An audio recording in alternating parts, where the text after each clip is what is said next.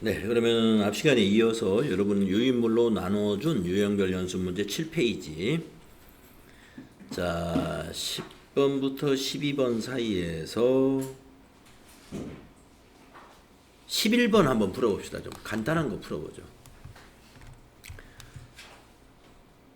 다음 자료로 부가가치세 매출세액을 계산하면 얼마인가? 단 제시된 금액에는 부가가치세가 포함되지 아니하였다.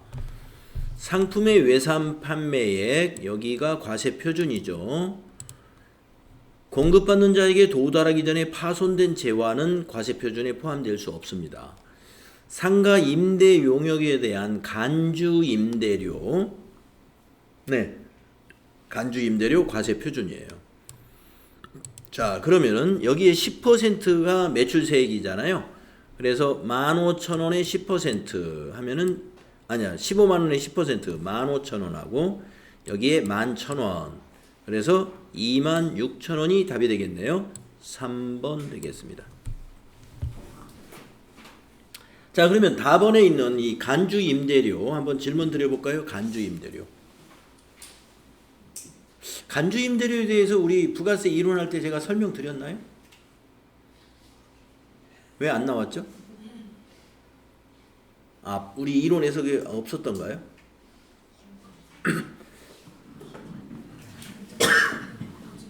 기억이 안 나요. 아, 기억이 아마 이론에서 빠졌는지 모르겠습니다. 그런데 이론에서 빠졌는지 모르겠는데요. 간주 임대료는 실무 시험에 아주 잘 나오는 문제니까요. 나중에 실무할 때 여러분이 자세히 알게 됩니다. 간주 임대료가 뭐냐면은 한번 책에서 한번 찾아볼게요.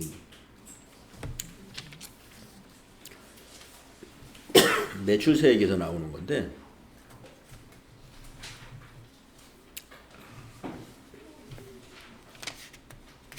안 나오네.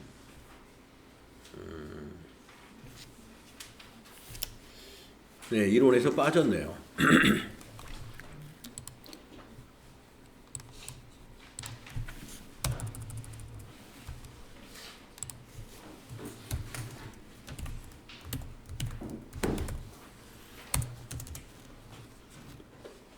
간주임대료는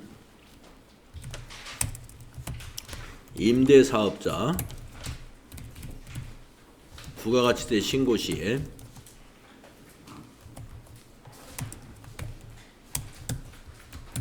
보증금에 대한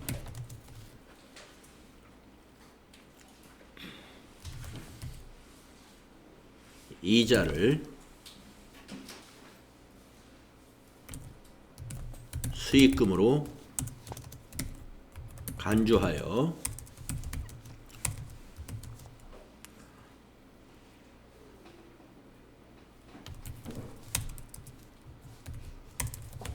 과세하는 제도입니다.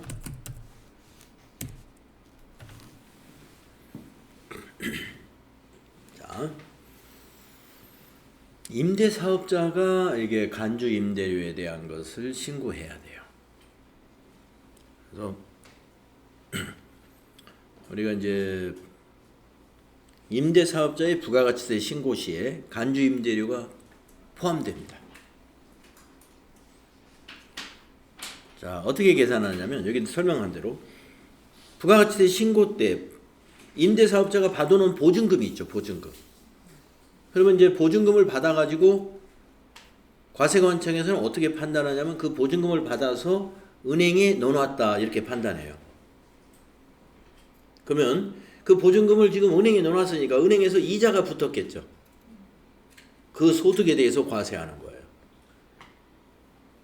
그래서 보증금에 대한 이자를 공급 대가로 봅니다. 그래서 만약에 이자를 계산합니다. 일수 계산해가지고. 그래서 보증금이 임대사업자니까 뭐 105호에서 보증금 5천만 원 받고 106호에서도 5천만 원 받고 그러면 두 군데 5천만 원 하면 1억이잖아요. 그러면 1억을 우리가 과세기간이니까 만약에 일반 과세자다 그러면 애정신고도 하기 때문에 3개월 지났잖아요. 그러면 1억에 대한 3개월치 이자를 계산하는 거예요. 그 양식이 딱 있습니다. 양식이. 그래서 여러분이 그 양식에다가 입력을 하게 되면은 이자 계산이 딱 됩니다. 그래서 우리가 간주 임대료 그래요. 그 간주 임대료의 10%를 부가세로 메인 매출 전표에 입력해 가지고 신고해 줘야 돼요. 그래서 제가 이렇게 간단히 적었습니다. 임대사업자의 부가가치세 신고 시에 보증금에 대한 이자를 수입금으로 간주하여 과세하는 제도가 간주임대료다. 그 수입금액의 10%를 부가세로 납부하도록 하고 있는 거예요. 그러니까 임대사업자는 전세도 있잖아요. 월세 아닌 전세. 전세도 바로 간주임대료에 해당이 되고 또 월세도 보증금 받은 거. 이것이 간주임대료의 계산에 해당이 되는 것입니다. 자, 빠져 있네요. 근데 우리가 실무 수행에서는 이거 나올 겁니다. 자, 이론 부분에서는 좀 빠져 있는 것 같은데 실무에서 나올 거니까 이제 그 부분을 이제 여러분이 실습하게 될 거예요. 그래서 여기서 보면은 여기 15만 원, 11만 원 두 개 더하면 26만 원이니까 여기에 10%는 26,000원이 되겠습니다. 그 다음에 그 옆으로 가서 거기 14번 문제 한번 풀어볼까요? 이게 무슨 문제인가요? 14번. 주식회사 한공은 제품을 영찬산업에 공급하고 그 대가로 비품을 받았습니다. 다음 자료를 참고하여 주식회사 한공과 영찬산업의 부가가치세법상 공급가액을 구하면 얼마인가요? 단 두 회사는 모두 부가가치세 과세 사업자입니다. 교환거래를 했어요. 교환거래를. 자, 우리가 지금 주식회사 한공, 주식회사 한공이 제품을 시가가 700만 원짜리예요. 시가 700만 원짜리를 공급하고 그 대가로 비품을 받았습니다. 자, 그러면 우리 회사는 제품을 팔았으니까 우리 회사의 공급가액을 따져볼까요? 우리 회사는 시가로 700만 원 이게 공급가액이 되겠습니다. 700만 원이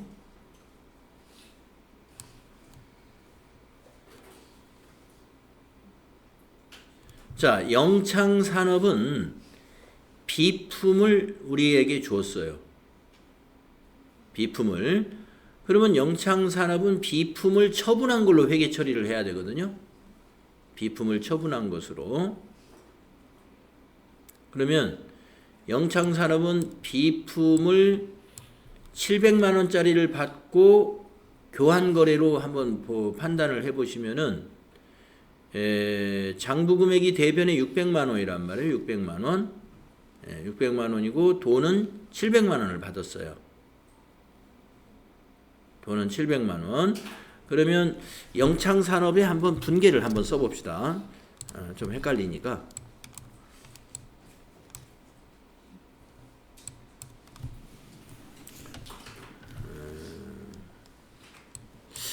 이거 한번 분계를 우리 거부터 한번 써보죠. 주식회사 한공 거부터. 주식회사 한공은 차변에 비품을 받았습니다. 그러면은 이종자산 간의 교환거래니까 차변에 비품이 제공한 자산의 공정가치 700만 원 대변은 제품이죠. 제품 700만 원. 제품에 대한 부가세 예수금이 있어야 되겠죠. 70만 원.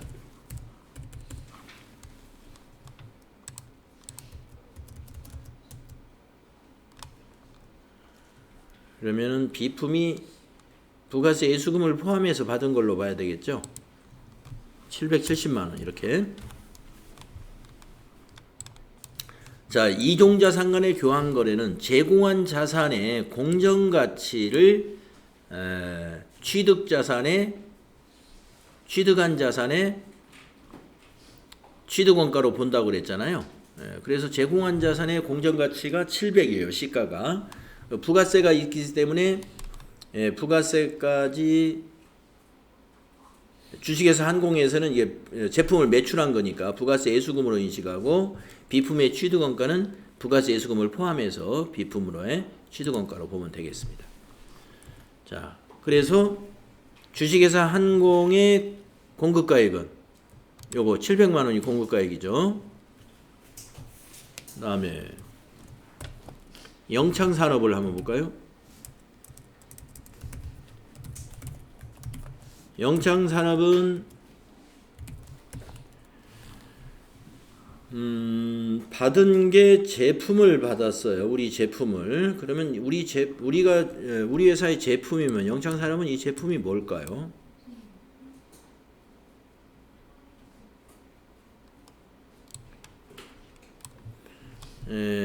영창산업이 무엇을 하는 회사인지는 모르겠네요. 상품이라고 보겠습니다. 영창산업은 우리 제품을 가지고 판매하는 회사라고 보시고, 자, 상품이 얼마인가요?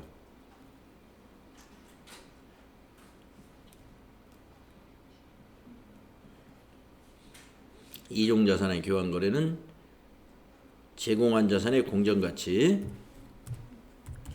690만 원.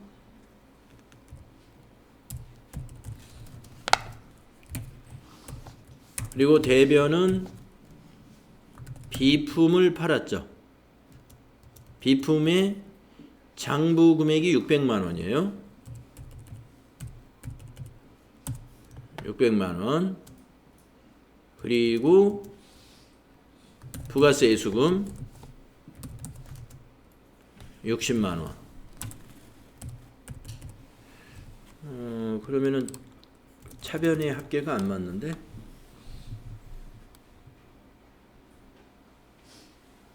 차변의 합계가 그러면 요 30만 원이 무슨 차이냐면은 유형자산 처분 이익이 되겠네요. 30만 원.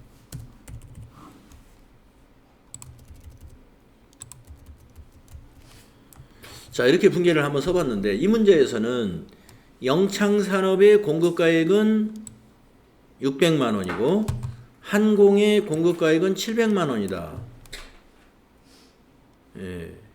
그거가 요게 답일 것 같습니다. 여기 이렇게 답이 4번인지 한번 여러분 답지 한번 봐주십시오. 2번이요?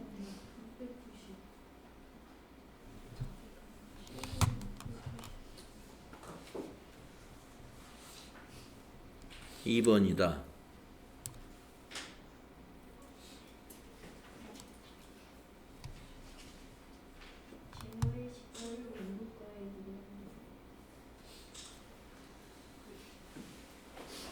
제공한 자산의 공정가치. 예.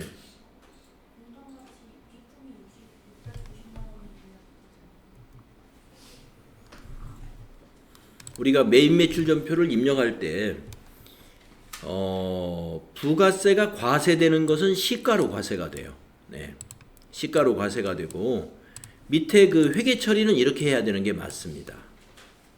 밑에 회계 처리 분계는 우리가 영창산업은 비품을 처분하고 상품을 받았으므로 상품의 취득원가는 제공한 자산의 공정가치 요거를 그래서 이렇게 취득원가로 봐야 되는 거 요거 맞는 거고요. 그 다음에 주식회사 한공은 제품을 판매하고 비품을 받았어요. 비품을 받았으니까 이 비품의 취득원가는 제공한 자산의 공정가치 요 700만 원을 취득원가로 봐야 되는데 요 부가세 예수금이 우리가 부담을 해야 되기 때문에 부가세 예수금까지 포함해서 취득원가로 보게 되는 것이죠.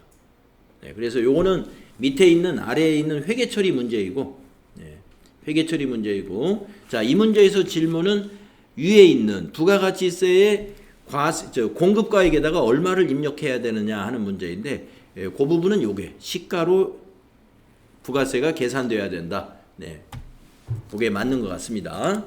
자, 그래서 2번 2번으로 고친 이런 문제 실제 실무에서 이런 문제를 본 적이 없네요. 이런 문제를. 네, 근데 교환거래 문제인 것 같아가지고 아까 그렇게 한번 풀이를 해봤는데요. 네, 고치겠습니다. 네, 2번. 자, 다음 페이지로 또 넘어가서요. 10번도 한번 해봐요. 네, 10번 한번 볼까요? 다음 중 부가가치세법상 매출세액은 얼마인가? 자, 내용을 한번 보겠습니다. 정수기를 생산하는 주식회사 한공의 제1기 예정신고기간 1월부터 3월의 거래 내역이다. 단 모든 거래는 부가가치세 별도입니다. 매출세액을 구하는 거죠. 국내 매출액 8천만 원이면 여기에 10% 800만 원이 매출세액이 되겠네요. 네. 그 다음에 우수 직원 포상으로 현물을 정수기가 현물인데 지급을 했습니다. 그런데 우수 직원에 대해서 포상을 했다. 그러면은 700만 원.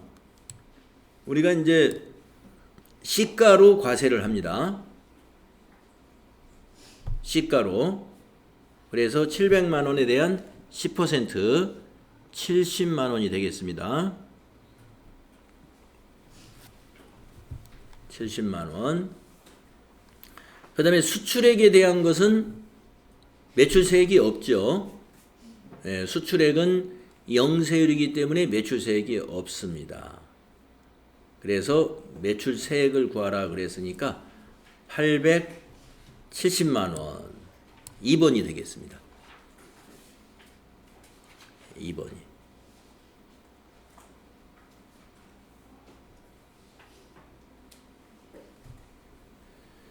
요 우수직원 포상금 이런 것은 자가공급에 해당되는 간주공급으로 과세가 되는 부분이에요. 자가공급에 해당되는 거. 근데 우리가 이제 우수직원에게 포상하는 경우에도 과세되지 않는 부분이 있어요. 일정한 금액 이하는. 그래서 가령 직원들의 생일을 맞이했다든가 아니면 근로자의 날 같은 때, 회사의 상품을 또는 회사의 제품을 이렇게 선물로 주는 경우 있습니다. 그런 일정 금액 이하는 과세되지 않아요.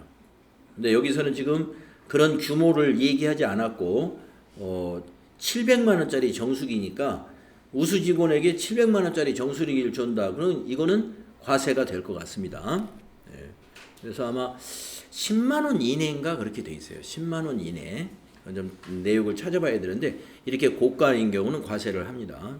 그래서 매출세액은 870이다. 2번 되겠네요.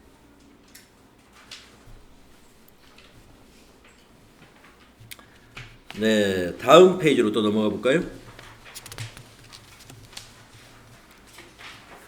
자, 그것과 비슷한 문제 15번 한번 보시죠. 15번. 지금 풀었던 10번 문제하고 비슷한 문제 15번도 정리하고 가겠습니다. 7페이지예요. 다음은 과세사업자 주식회사 한공의 제2기 부가가치세 예정신고기간 거래 내역입니다. 부가가치세 매출세액은 얼마인가? 자, 제품 매출액 여기에 10% 1,800만 원이 매출세액이죠. 그 다음에 내국 신용장에 의한 상품 매출액, 내국 신용장이라는 것은 영세율을 의미하는 거예요. 그래서 매출세액이 없습니다. 그 다음에 다번에 차량 운반구 처분액 2천만 원의 10% 200만 원이 되겠습니다. 그 다음에 대표이사 개인적인 용도로 사용한 상품, 네, 이거는 개인적 공급이라고 해서 간주 공급으로 보고 과세하죠. 시가를 기준으로 과세합니다. 그러면 600만 원에 10%, 그래서 여기서 1,800만 원, 그리고 2천만 원에서 200만 원, 1,800에다 200이면 2천만 원에다가 2,060만 원이 되겠네요. 2번이 되겠습니다.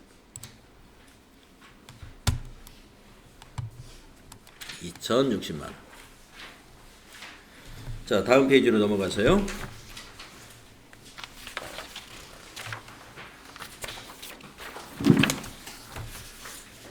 음, 20번 문제 보겠습니다. 20번. 다음의 공급가액 자료를 토대로 주식회사 한공의 23년 제1기 예정신고 기간의 부가가치세 과세 표준을 계산하면 얼마냐.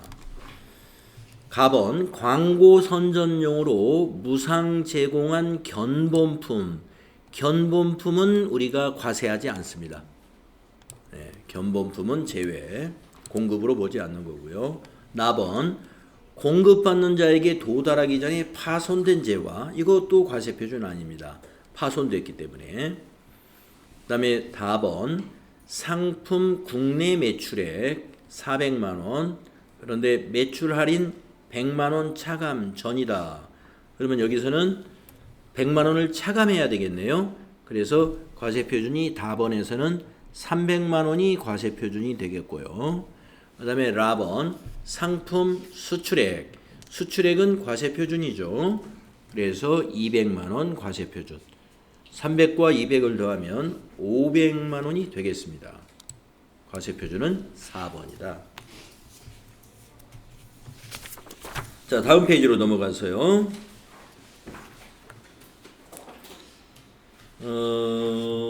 이번에는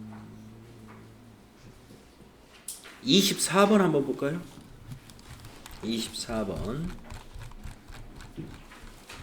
다음 자료를 토대로 주식회사 한공의 23년 제1기 부가가치세 확정신고 시 과세 표준 금액을 계산하면 얼마인가?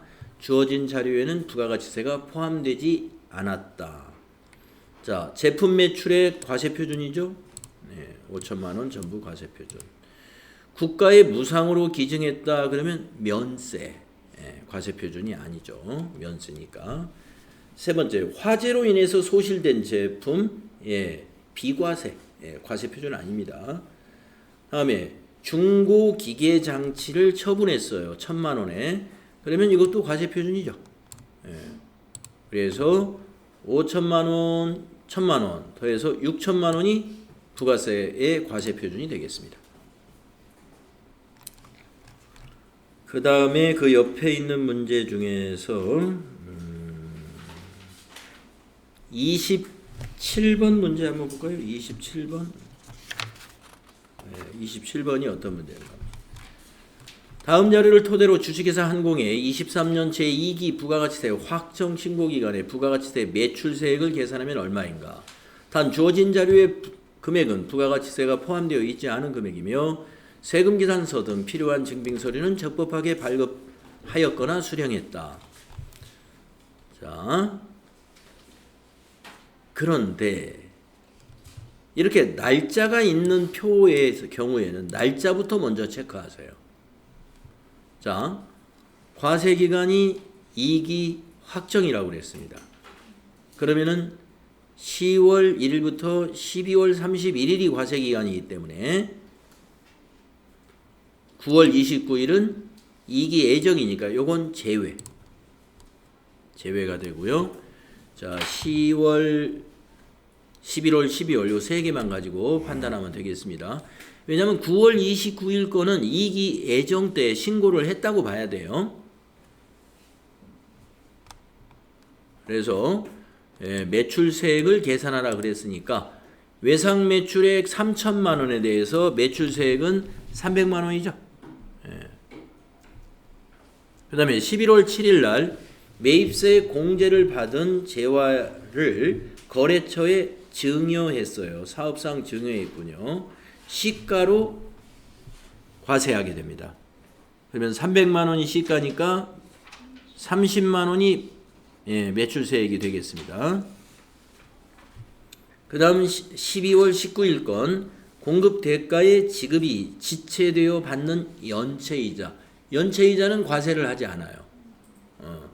연체이자 150만 원은 과세가 되지 않습니다. 그러면 330만 원 이것이 매출세액이 된다. 2번에 답이 있네요. 이제 매입세액으로 넘어가서 3번 문제 한번 보겠습니다. 다음 중 부가 가치세 신고 시 공제받을 수 있는 매입세액이 아닌 것은 거래처 선물 목적으로 시계를 구입하면서 발생한 매입세액은 이건 공제받을 수 없죠. 접대비 관련 매입세. 답이 1번이 되겠습니다. 나머지는 다 공제가 가능하고요. 다음에 오른쪽으로 가서 6번 문제 한번 보겠습니다. 다음 중 부가가치세법상 공제받을 수 있는 매입세액은 공제받을 수 있는 거. 가번 사무용 소모품 구입 관련 매입세액 공제 가능하죠. 거래처 증정용 선물 세트 구입 관련 매입세액은 안 되죠. 수입 원자재 관련 매입세액 공제 가능하죠. 그래서 780만 원. 4번이 되겠습니다. 자, 다음 페이지로 넘어가서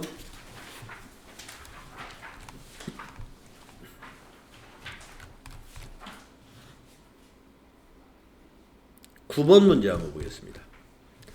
다음 중 제조업을 영위하는 일반 과세자 주식회사 한공의 부가가치세 신고 시 매출세액에서 공제받을 수 있는 매입세액은 얼마냐? 단 세금피산서는 적법하게 수취했으며 매입세액을 공제받기 위한 절차는 모두 이행한다고 가정한다. 원재료를 운반하는 트럭에 대한 수선비 관련 매입세액은 공제 가능합니다. 그런데 공급가액이니까 여기에 10% 195만 원. 그 다음에 업무용 승용차 구입에 관련된 매입세액 2000cc니까 안 되죠. 거래처 체육대회에 증정한 물품 구입에 관련된 매입세액은 접대비 관련 매입세액 해당이 안 되고, 그 다음에 공장 토지 조성을 위한 공사 비용 관련 매입세액은 토지의 자본적 지출이니까 안 됩니다. 그러면 맨 위에 첫 번째 거 원재료의 공급가액 1950만 원에 대한 10% 195만 원만 매입세액이 공제가 됩니다. 1번 되겠습니다. 다음은 문제가 비슷비슷합니다. 13번 한번 보겠습니다. 13번 다음 중 제조업을 영위하는 일반 과세자 주식회사 한공의 부가가치세 신고 시 매출세액에서 공제받을 수 있는 매입세액은 얼마인가? 세금계산서는 적법하게 수취했으며 매입세액을 공제받기 위한 절차는 모두 이행했습니다. 자, 원재료를 운반하는 트럭 관련 매입세액 공제 가능하죠. 회계감사 수수료 관련 매입세액도 공제 가능하죠. 공장 토지 조성을 위한 매입세액은 안 됩니다. 영업부에서 사용하기 위한 5인승 자동차 2000cc 안 되죠. 400만 원이 답이 되겠습니다.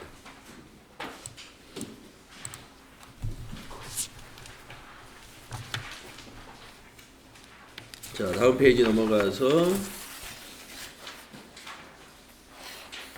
비슷비슷하니까요.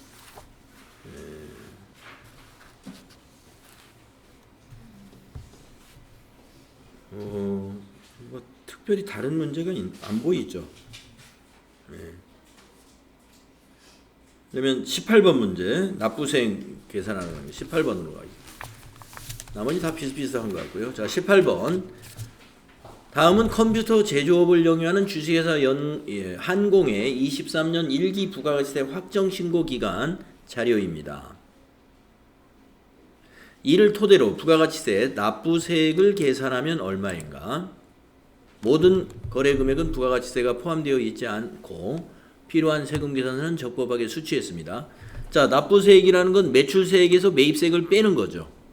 네, 국내 매출액 3천만 원에 매출세액은 300만 원. 직수출한 것은 매출세액이 없는 거고요.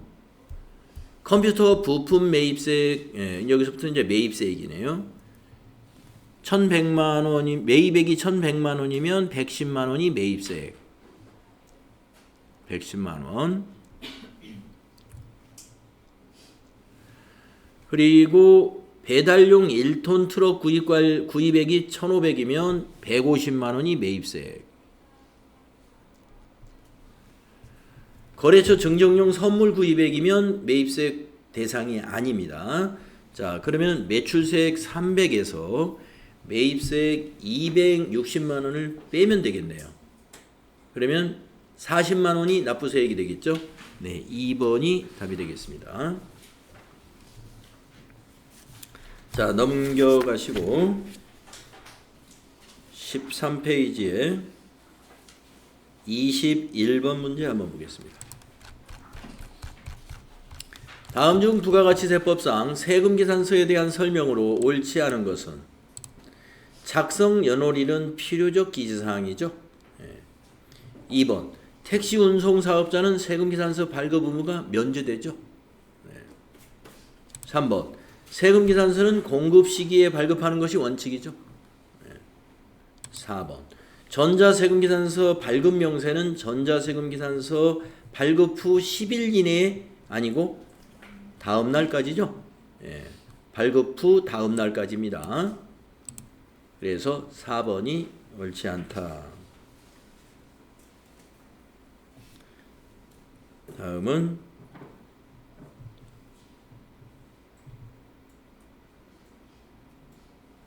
24번 문제 한번 봅시다.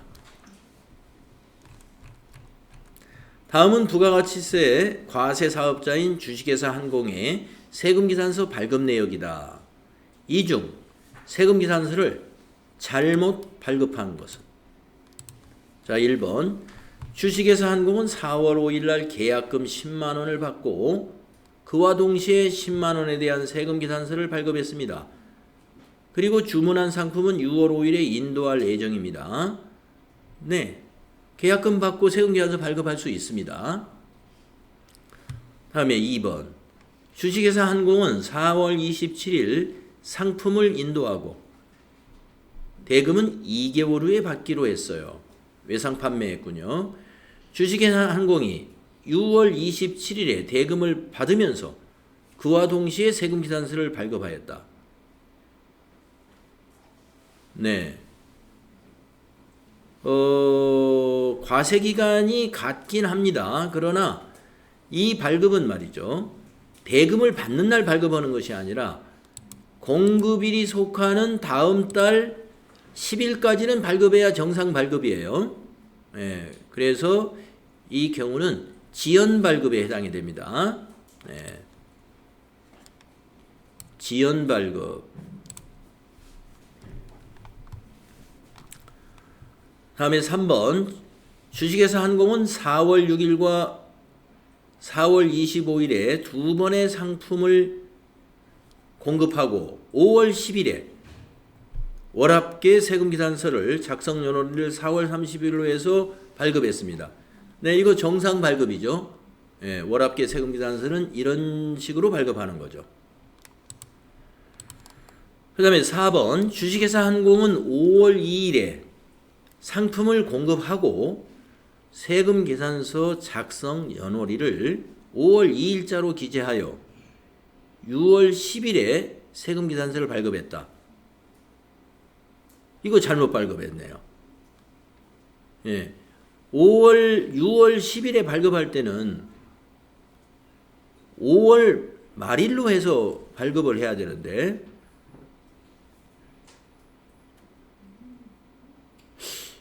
5월 2일에 상품을 공급하고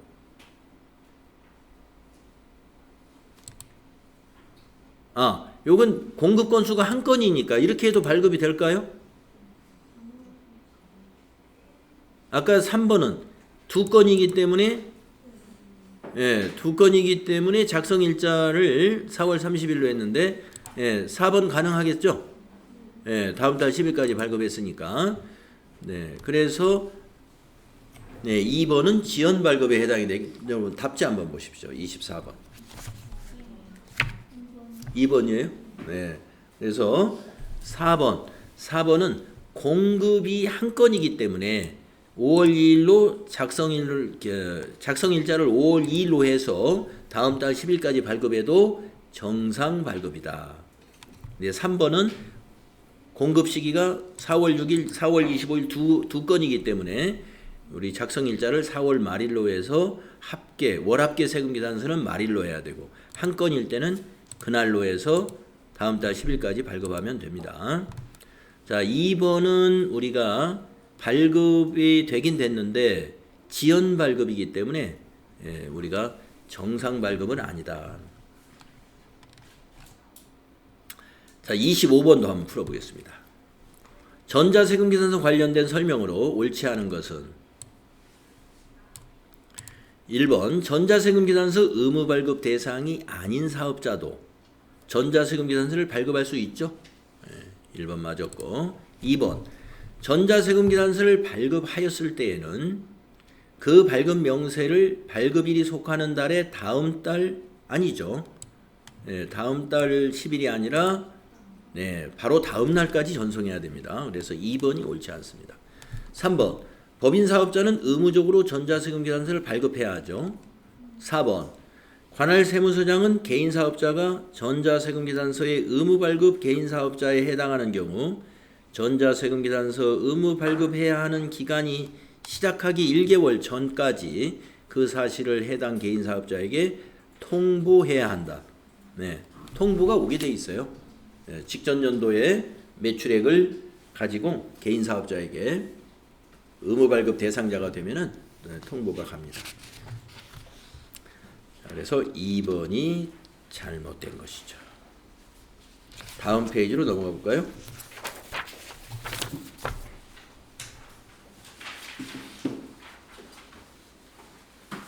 (1번) 문제 한번 보겠습니다. 다음 페이지에 신고납부의 1번.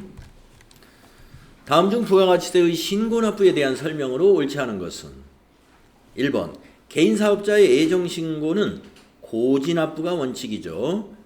그리고 일정한 사유가 있는 경우에만 신고납부를 할 수 있습니다. 맞습니다. 그런데 일정한 사유가 뭐예요? 3분의 1에 미달할 경우. 다음에 2번 사업자가 폐업하는 경우 폐업일이 속하는 달의 말일까지 확정신고를 하나요? 속하는 달이 아니고 속하는 달의 다음 달 25일까지 확정신고 납부하면 됩니다. 그래서 2번이 옳지 않습니다. 다음에 3번 직전 과세기간 공급가액 합계액이 1억 5천만 원 이상인 법인사업자는 예정신고기간이 끝난 후 25일 이내에 예정신고기간에 대한 과세표준과 납부세액 또는 환급세액을 납세지 관할 세무서장에게 신고해야 한다. 맞고 조기환급 신고를 한 부분은 예정신고 및 확정신고의 대상에서 제외한다. 맞죠? 다음에 그 옆으로 가서 5번 문제 한번 봅시다. 다음 중 부가가치세법상 신고납부에 대한 설명으로 옳지 않은 것은 직전 과세기간 공급가액 합계액이 1억 5천만 원 이상인 법인사업자는 예정신고기간의 과세표준과 납부세액을 예정신고기간 종료일로부터 25일 이내에 신고납부해야 되죠. 다음에 2번 조기환급 신고를 할 때 이미 신고한 과세표준은 확정신고 시에 포함하지 않죠. 3번 개인사업자의 부가가치세 예정고지세액이 50만 원 미만인 경우는 이를 징수하지 아니한다. 맞습니다. 그래서 우리가 개인사업자는 고지납부를 예정신고 때 할 수 있는데 고지세액이 소액인 경우는 고지를 안 해요. 그래서 그 나중에 확정 때 그냥 내면 됩니다. 면제를 해주는 건 아니에요. 이거는 징수하지 않는다는 것은 애정신고 때 징수 고지를 안 한다는 얘기고 나중에 확정 때 한꺼번에 내게끔 하는 겁니다. 다음에 4번 개인사업자는 조기환급을 신청할 수 없다. 아닙니다. 개인사업자도 수출을 한 경우는 조기환급 신청할 수 있습니다. 그래서 4번이 틀렸다.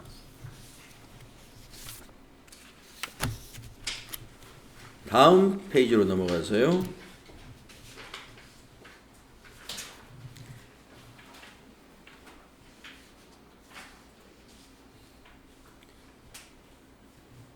(7번) 문제 한번 봅시다. 다음 중 부가가치세 환급에 대한 설명으로 옳지 않은 것은 1번 일반 환급의 경우 애정신고 시 환급세액은 애정신고 기간이 지난 후 30일 이내에 환급을 한다. 우리가 이 애정신고 때는 일반 환급의 경우는 환급을 안 해줘요. 나중에 확정신고 때 한꺼번에 해줍니다.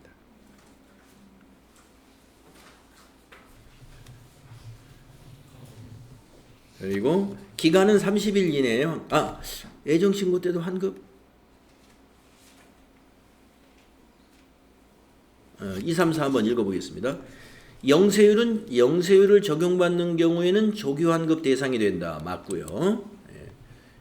영세율 사업자에게 조기환급 해주는 거 맞고. 3번 조기환급 신고를 한 경우에 조기환급세액을 조기환급 신고 기한이 지난 후 15일 이내에 사업자에게 환급한다. 네, 맞습니다. 일반 환급은 30일 내에 환급을 해주고 조기환급은 15일 이내에 환급해주는 거 3번 맞았고. 4번 경정에 의한 환급세액이 있는 경우 관할 세무서장은 지체 없이 환급해야 한다. 경정이라는 것은 신고가 잘못된 것을 말하는 거예요. 네, 그래서 지체 없이 환급을 한다. 4번이 잘못된 것 같습니다. 네. 아니에요? 1번. 일반 환급의 경우는 애정신고 시 환급세액은 애정신고 기간이 지난 후 30일 이내에 환급한다. 네. 그래서 애정신고 때는 환급세액을 환급을 안 해주고 나중에 확정 때 한꺼번에 환급을 실시합니다. 7번 문제에서는 1번이 잘못됐다는 거. 1번이 답입니다. 자, 다음 문제로 가면은요. 간이과세 문제 보겠습니다.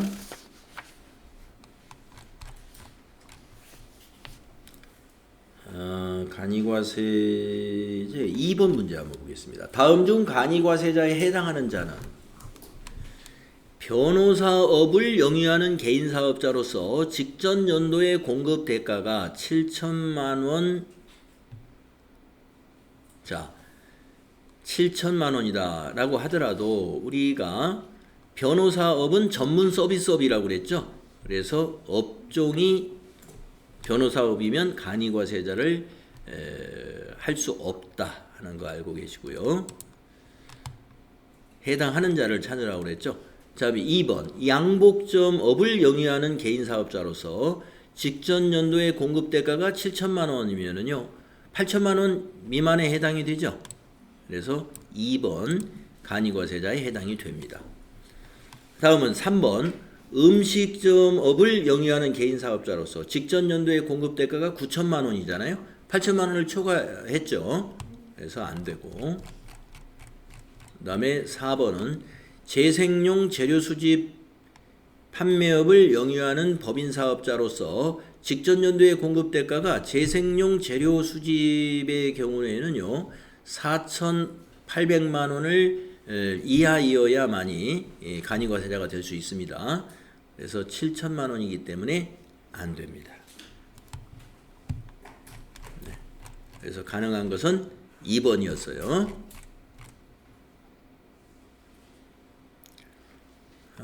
그 다음에 그 옆에서 5번 문제 한번 풀어보겠습니다.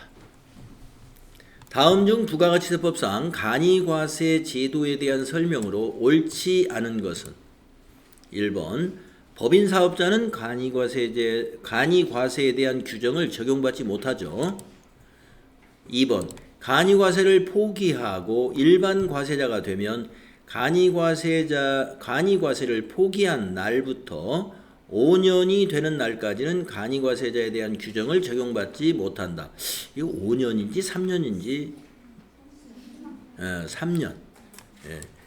3년. 그 뭐하고 같냐면은 면세 사업자가 수출을 할 때 면세 사업을 포기하면은 3년간 과세 사업을 유지해야 되거든요. 그 날 기간과 같네요.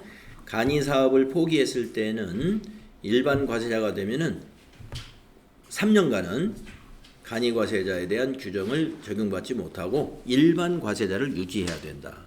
그래서 2번이 틀렸고요. 3, 4번 맞는 거니까 한번 읽어볼까요? 부동산 매매업을 영위하는 사업자도 간이 과세자가 될 수 없다. 부동산 매매업은 안 된다고 그랬죠. 그 다음에 4번 부동산 임대업을 경영하는 사업자로서 직전 연도의 공급대가 합계액이 4,800만 원 이상인 사업자는 간이과세자를 적용받을 수 없다. 네, 맞았습니다. 다음 페이지 넘어가서 여기까지군요. 네, 자 부가가치세 이론 문제 우리가 다 풀어봤고요. 네, 부가가치세 이론은 TAT 2급에서는 한 2문제 정도 출제가 될 것이다 하는 것입니다. 자, 그러면은 이제 남은 이론이 뭐가 남았느냐 하면은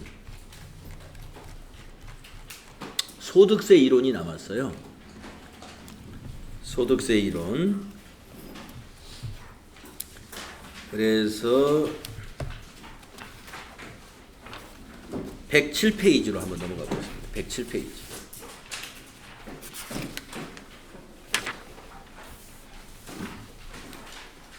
자, 그래서 한 107페이지 오늘은 소득세의 개념만 좀 설명드리겠습니다.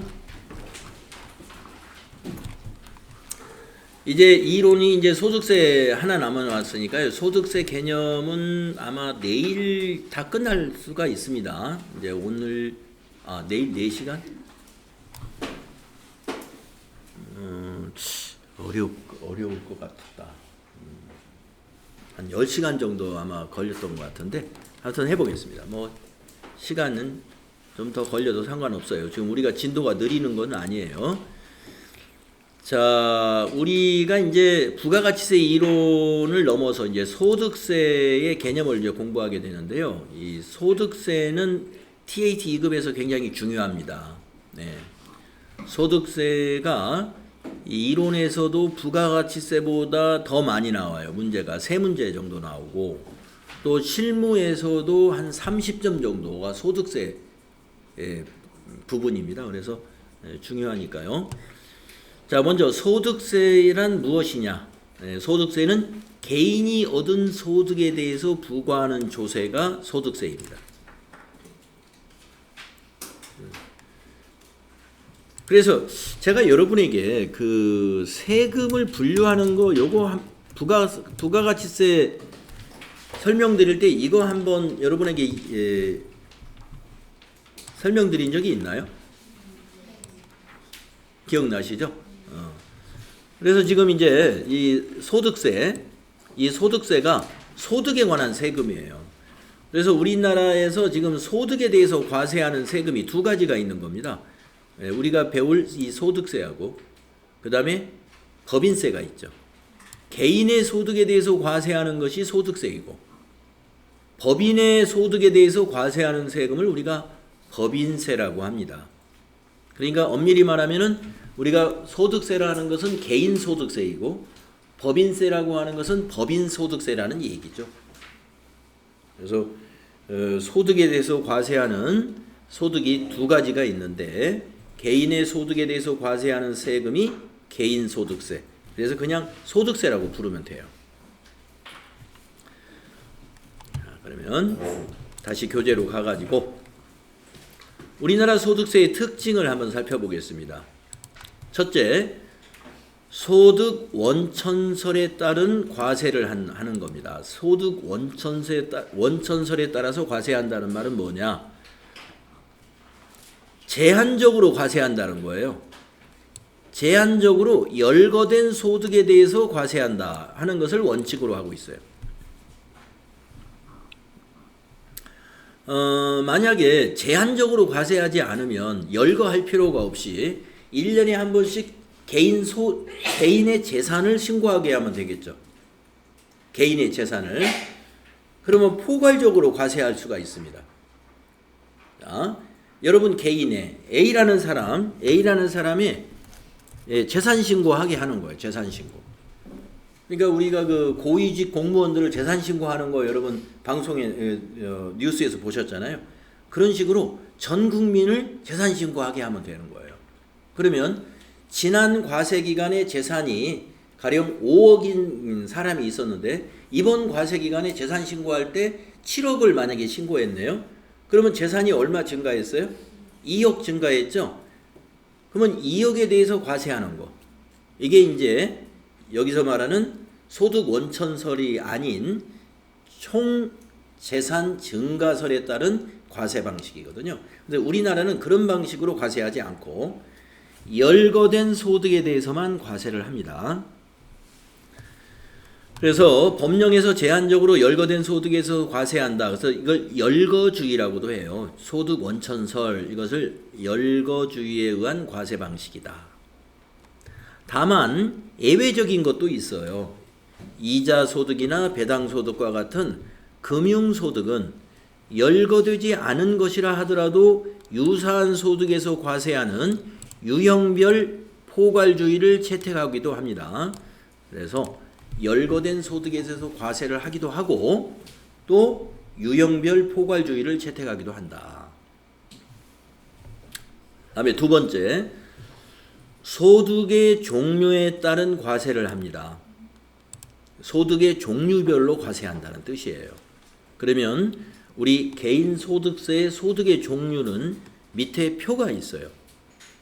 주 1회 이 표를 여러분이 외워둬야 돼요. 이 표를.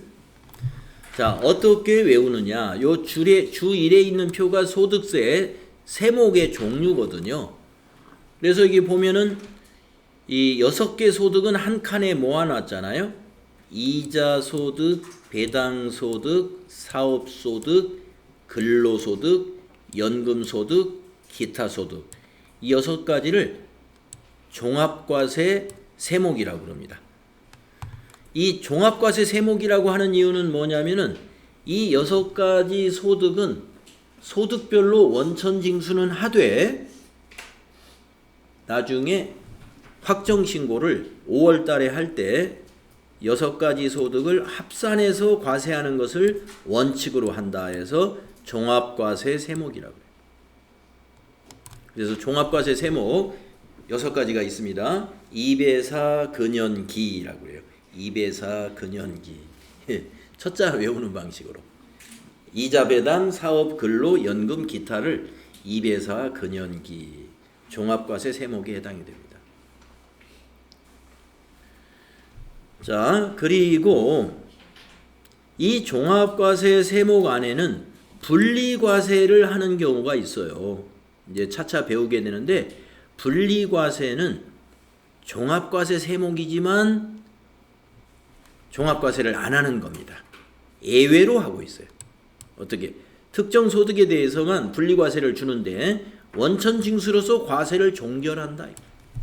그러니까 종합과세 안 한다는 얘기입니다. 원천징수가 무엇인지는 다음 페이지에 이제 설명이 나옵니다. 소득세는 원천징수 제도가 있어요.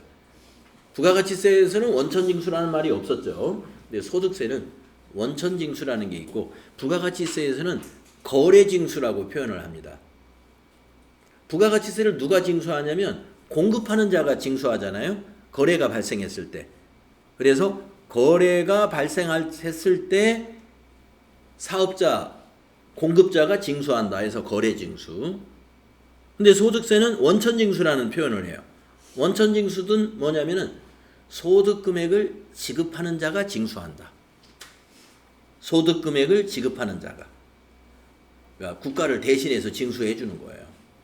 그래서 그게 원천징수라고 하고요. 부가세로 말하면은 거래징수하고 유사한 점이 있어요. 거래징수는 공급하는 자가 징수하죠. 그래가지고 세금을 국가 대신에 징수해가지고 납부해 주거든요. 근데 소득세는 거래징수라고 안 하고 원천징수라고 합니다. 소득 금액을 지급하는 자가 징수한다. 자, 그 다음에 그 아래에 보시면은 퇴직소득과 양도소득을 퇴양이라고 그래요. 퇴직소득과 양도소득. 이 두 가지는 분류과세되는 소득세예요. 분류과세. 그 이후에 분리과세하고 구분을 하셔야 돼. 분리과세는 종합과세 세목인데 원천징수만 하고 끝낸다는 것이고, 분류과세는 처음부터 분류하는 거예요. 처음부터 분류가 달라. 종합과세를 하지 않고 별도로 과세한다. 이게 분류과세입니다. 그러니까 퇴직소득은 우리가 퇴직할 때 받는 퇴직금에 대한 세금이 퇴직소득에 대해서 과세하는 거고, 양도소득은 우리가 보유하고 있는 양도자산이라는 게 부동산 같은 거잖아요. 예. 그래서 보유하고 있다가 나중에 장기간에 걸쳐서 가격이 오르면 그걸 나중에 처분 금액이 내가 취득했던 금액보다 많을 때 그 이익에 대해서 과세하는 게 양도소득이죠. 그래서 이 두 가지는 특징이 말이죠. 장기간에 걸쳐서 발생하는 그러한 소득이라고 볼 수가 있습니다. 퇴직소득도 1년 이상 근속을 해야 우리가 퇴직소득이 발생하는 거고, 양도소득도 우리가 일주일 전에 사가지고 일주일 있다가 팔아서 양도소득이 발생하는 게 아니지 않습니까? 그렇기 때문에 장기간에 걸쳐서 발생하는 소득이다. 따라서 다른 소득과 합산하지 않는다. 별도로 과세한다. 해서 분류과세예요. 분류과세. 그래서 여러분들 이거 꼭 외우세요. 소득세는 종류별로 과세하는데 종류를 알아야 되겠다. 모두 8가지가 있습니다. 이배사 근연기하고 퇴직소득과 양도소득. 그래서 이배사 근연기는 종합과세, 그리고 퇴직과 양도소득은 분류과세다 하는 것 알아두시기 바래요. 그 다음에 이제 그 나머지 여기 3번부터는 우리가 다음 시간에 제가 설명을 드리도록 이렇게 하겠습니다. 3번부터 다음 시간에. 자, 오늘 여러분 수고했습니다. 네.